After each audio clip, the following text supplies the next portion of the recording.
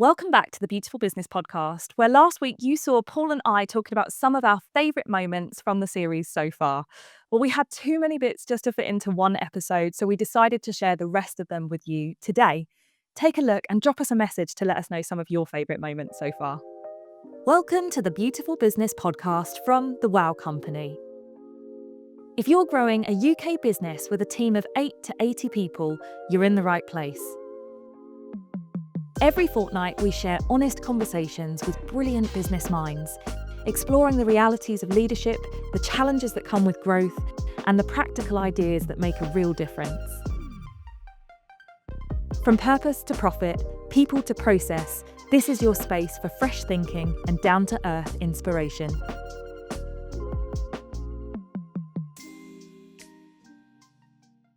The next one we're going to look at is maybe a very different guest, right? So you talked to Ryan Hall. You really got into the whole sales thing, demystified a load of stuff around sales, which I think is like really interesting because it's like one of those things that we know we should do, but then we see these people who are like sales gurus, and you think, well, we can never be there. So, how did you find the chat with Ryan? Oh my God, I loved the chat with Ryan. I really did, because I think actually, how often can you say you really loved having a chat about sales and the sales process? But genuinely, Ryan just makes it so he makes it sound, look, and like feel so easy. And I think the fact that he manages to, like you said, a great word, demystify and simplify the sales process is just so valuable. I think a lot of the time when you say the word sales, people can automatically link to your car salesman or the guy that knocks on your door, which are really like outdated ways of selling nowadays, aren't they? And he talked about so many values that we just see go across all of our Beautiful Business episodes, about, building relationships, building trust, offering value, and sometimes having to do that for free so that people can actually see, yeah, I want to work with you, or I want to use your services or whatever. And yeah, I just think he had an awesome way of honing in on that and simplifying it. I don't know if you thought the same, Paul. It really like highlighted like the diverse range of guests that we've had, and that was one where there were a lot of practical takeaways. Were there any particular takeaways that you were able to take from it? I think, like I said, I think definitely that building trust, building relationships is just something that I know I'm repeating what I said, but actually I think it's something that is just that base level of how to sell. And like I said, I think he really puts it into words that we can all relate to, puts it into some layman's terms for us, which we can have a look at now. Replace sales with relationship. Okay. And how do you get to a relationship? Well, you've got to be interesting, and you've got to be able to build trust, and you've got to show a little bit of value exchange. And if you can do those things, and you can do those things relatively consistently, and, I'm not saying do these things because it's necessarily overly forced, but, do it for the right reasons, because they're an interesting person, you can add value. Those ingredients then do make up the foundations of a relationship, which you can build over time. Oh, yeah, okay, cool. So what does that really look like? Well, you could just start by going out there, talking to someone as a human, right? Not as a potential dollar sign, pound sign, euro sign, whatever it may be. Uh, Listen, ask them questions, understand what their problems are, and make suggestions on how you solve those problems. Those suggestions don't have to be linked to the things that your agency can do. It might be you unpick a problem and it's like, well, I know a little bit about search engine optimization because I am a web developer. But you know what? Here's my thoughts. This is the extent of my knowledge. But actually, there's someone else I do know in my network. I'm going to just get some interesting facts those. And all of a sudden, like, you are just doing good. Like, that's just a good human thing to do. But if you bring that back to the possibilities of how that can impact the growth or sales of an agency, like, you're creating an advocate because you've just been a good person and you've tried to help that person. That is a really great place to start. Just a great episode, a great listen with Ryan. And I think the way to summarize it, I guess, would be exactly what he's called his new book, which is Don't Sell. And I really, every time I think about, that kind of commercial side of stuff, I think actually, yeah, it's not about sell, sell, sell. It's like, don't sell, build the relationships. So talking of diversification amongst the guests, we actually came in-house for one of our episodes, and you got to speak to Kelly, the MD at Wow. How was that for you? Especially as a podcast host, right? Like, you're used to speaking to external people. So how was it speaking to Kel, someone that you know really well? The episode with Kelly was really interesting because it was a chance for us to reflect. So for those that don't know, Kelly came in as managing director at Wow 3 years ago. And we were able to talk about lots of businesses have this kind of succession thing where people rise up through the business and get promoted into leadership roles, which is exactly what's happened with Kelly. And we had the opportunity to have a really frank conversation on the podcast about how that journey's been for her, how it was for me, what went well, what didn't go well. Anyone that knows Kelly knows that she's a bundle of energy. She's massively positive, has a load of drive. So it's really interesting to hear Kelly actually reflect and talk about sort of like some of the doubts she's had, imposter syndrome, a load of stuff that loads of people can relate to. But also look at actually how well she's done and what she's achieved in that time. Because I think sometimes when you're on the front line doing the work, you don't appreciate the progress you made. So I really hope that episode was useful for lots of people thinking about how they create succession plans within their own businesses. Yeah. Yeah, I loved how candid Kelly was when she was talking about some of those things. It must have been a bit surreal to hear that, knowing that, you'd brought Kelly in, right? This is like your business. And hearing that, do you think you've been quite aware of that throughout, like, sort of Kelly's few years, or is that something that you were quite shocked to hear? Has Kelly covered it really well, I guess, is my question. There's always things that you'd have done differently. I think probably like the main lessons from that, the main takeaways were we just needed to get on and do it. We could have thought about it, theorized, strategized for months and months and months, maybe years, but actually we learned the most from getting on and doing it. But also that point to reflect, just to think about how far we have come, what we have achieved, and anything that we didn't get right at the start, we have retrospectively been able to go back and fix. Amazing. I think we've got a clip of Kelly talking about how she had a bit of a fear of not doing as good a job as you and Peter, and how she kind of looks to you for guidance, and to kind of get over building up. She just doesn't let it bottle up. She'd rather just call you, have that chat, and sort of tackle it there and then. One of the challenges that we've had is coming into that role with certainly with me still in the business is Kelly wants to do things that maybe the way that I would have done it, or do things for sort of like subconsciously for my approval probably. And actually I've been trying to encourage her to do things her way and find her own style and her own voice, rather than doing things the way that I would have done them. So let's listen to that clip. When I took this job, I'd been here for 15 years. I could do pretty much everything with my eyes shut. So it wasn't like I didn't come to work and I didn't have a challenge, but I wanted like a new level of challenge, which I can confirm this absolutely has been. And I think from a fear point of view, you'd obviously handed over a company to me that was awesome, like that was working really well. And my fear, and to be honest, still kind of is a little bit, is that I'm never going to do as good a job as you and Pete did. So yeah, always was my fear from the one moment that I started, without question. So you think you still have that now? I definitely do. Not as much. Like, I've definitely learned to control that a little bit more. Or I'll just have like honest conversations with you sometimes, but like, help me out. I love you and Pete so much that I want to do the best job all the time, and I want to continue to achieve the goals and objectives that we've set. So yeah, it does still hang around. But from your perspective then, how do you reconcile that fear? I kind of don't let it bottle up. So if I am worried about something, unfortunately for you, that tends to be a Thursday morning conversation where I will say, kind of help me, what would you do here? Or have I got this right? And if I'm really stressed about it, then I will ring you and say, can you talk about it? I think definitely in the early days, I just used to let it bottle up. And like anything, you let it bottle up and it becomes a much bigger problem than it was in the first place. But yeah, still, I just always I want to do a good job for you guys. And that still hangs around. Like anyone that knows you know that you're doing a better job. And I think what you'll find is some people listening to this will actually think she's crazy. She's doing a much better job than I ever did. So, okay. So thinking back to that kind of like transition, I suppose to use a sporting analogy, you went from like one of the players or captain of the team to the coach, right?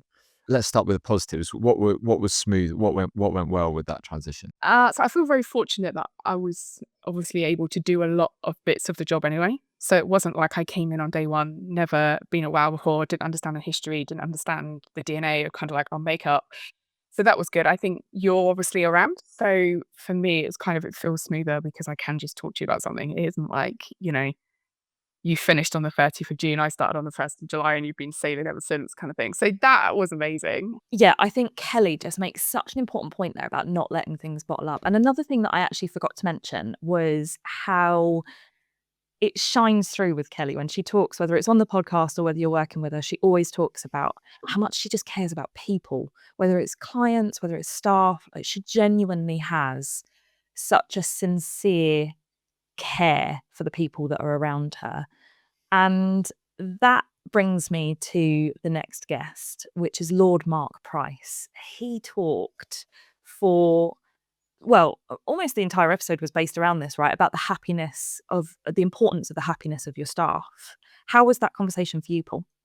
So first, it was a real treat to have this guy who was the managing director of Waitrose, deputy chairman of the John Lewis Partnership.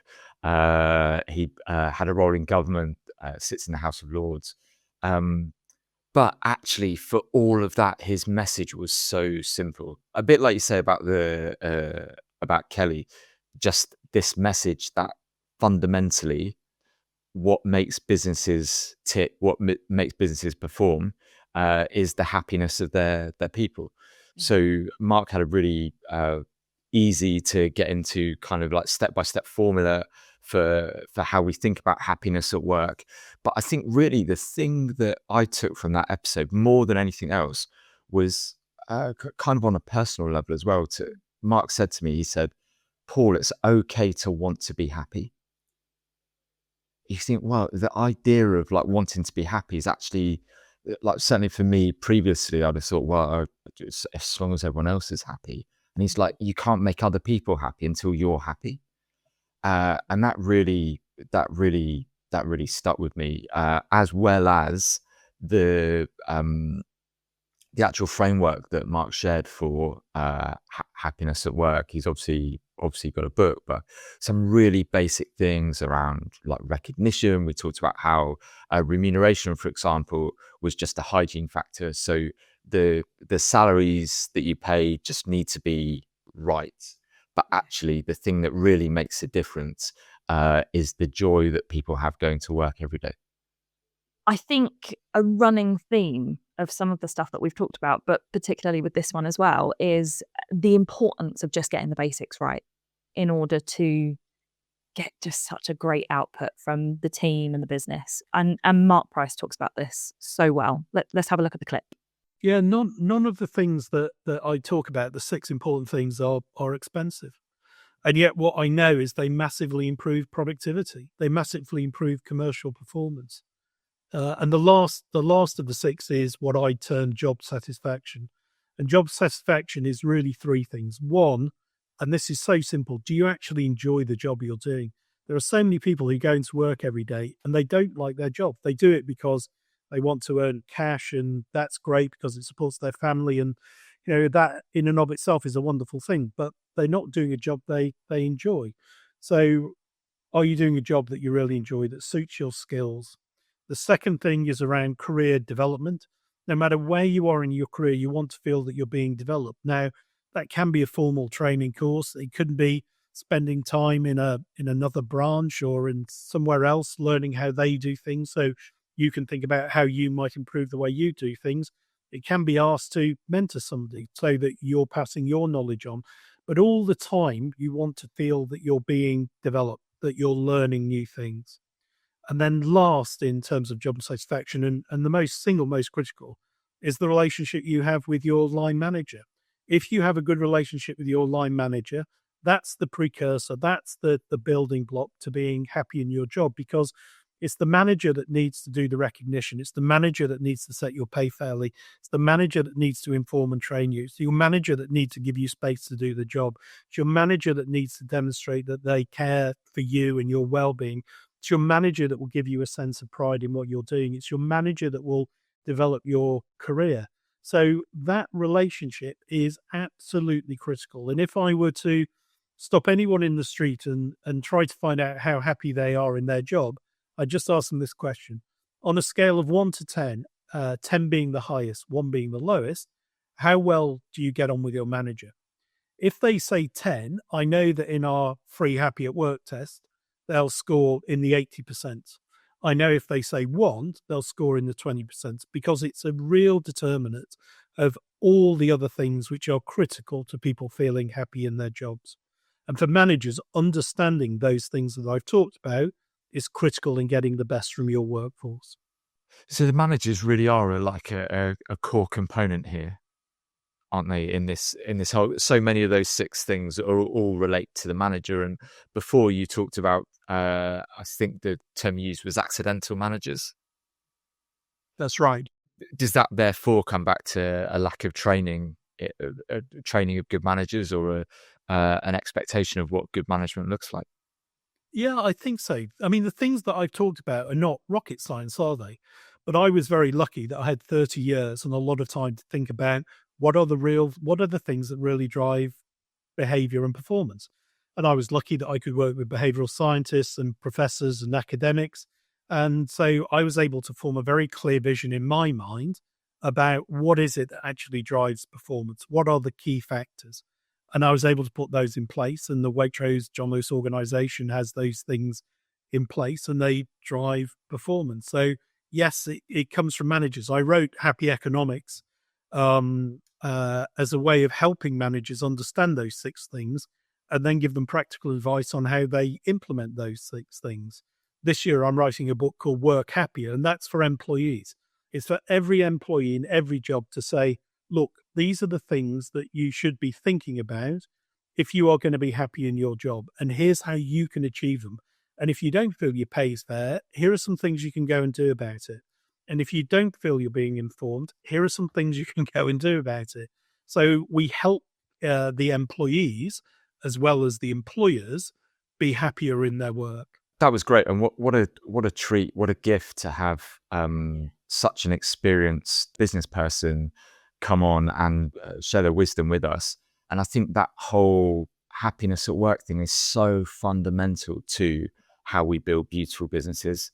Because if we don't get that bit right, and it's probably the thing that's most important to me, I think, is you see that people go for B Corps or do whatever else, but they miss that internal bit, the happiness at work, and it's a job that's never done as well. I think, and I'd encourage anyone to, even if you did listen to it first time around, go back and re-listen to it, because there's so much gold there.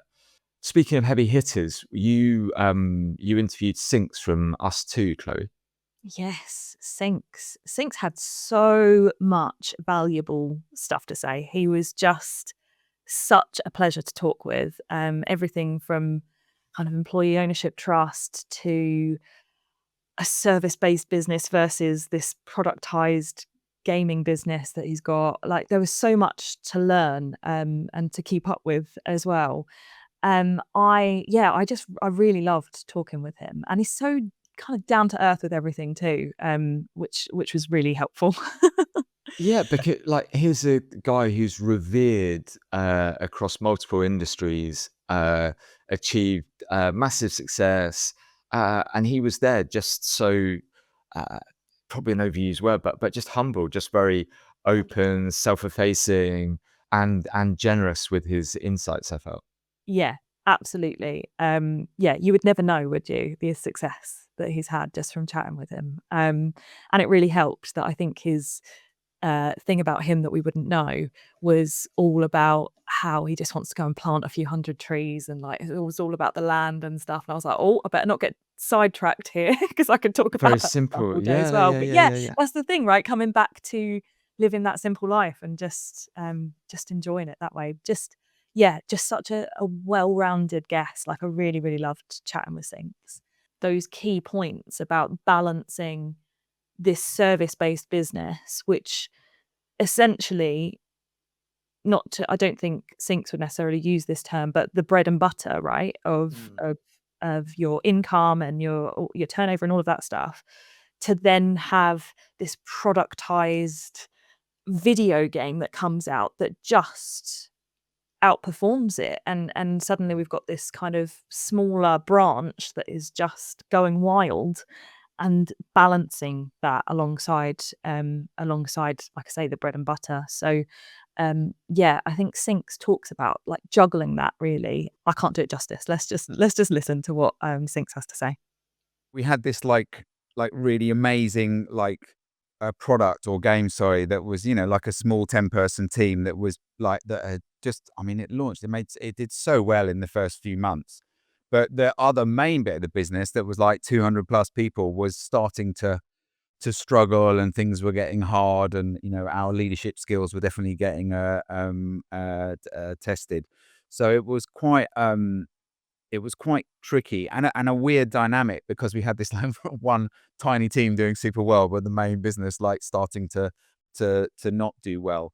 And I guess like a learning from me, like clients don't want to be the bread and butter; they want to be the cream cake kind of thing. So like if you're a client service business and you're kind of like, your client work is a bit of a means to an end, then it's like you're always going to end up having problems, because you need to really love what you're doing and want to make it the best thing in the world. You don't want to be just doing this so it gives you money to do this other thing in the business. So like you have to be careful when you diversify. And we I mean, Monument Valley just made so much money that we were just able to sort of buy our way out of the problem as such. But it would be amiss to sort of to not mention the dynamics and the problems we had in the company at the time. I mean, now we're very much proudly a client service business, and when people join, they know they're going to be working on client service stuff. They're not going to be working on Monument Valley. And I mean, we do still do some own IP and stuff, but it's like we're really clear now. We want to be the best client service business there is. So that means we need to really focus on making our clients happy and outputting great work. Chloe and I have absolutely loved chatting with our guests this season. As you can see from this episode, there's been such a broad range, so much learning, so many interesting people, so many interesting stories. It was impossible to include all of our learnings, but I hope you've enjoyed what we've had. We're extremely grateful to everyone that's joined us on the podcast so far this season. If you've got any ideas or suggestions for guests that we might have later on in the year or even next year, please do let us know. We'd love to hear your thoughts on the Beautiful Business podcast, what you've loved, what you'd like to see more of. So please do drop us a message, and the link's in the show notes. Thank you for listening to the Beautiful Business podcast. If you've enjoyed this episode, then please remember to subscribe and leave us a review. For more advice and practical tips on what it's really like to build a beautiful business, visit our content hub at wowco.uk/hub, or check out the link in the show notes.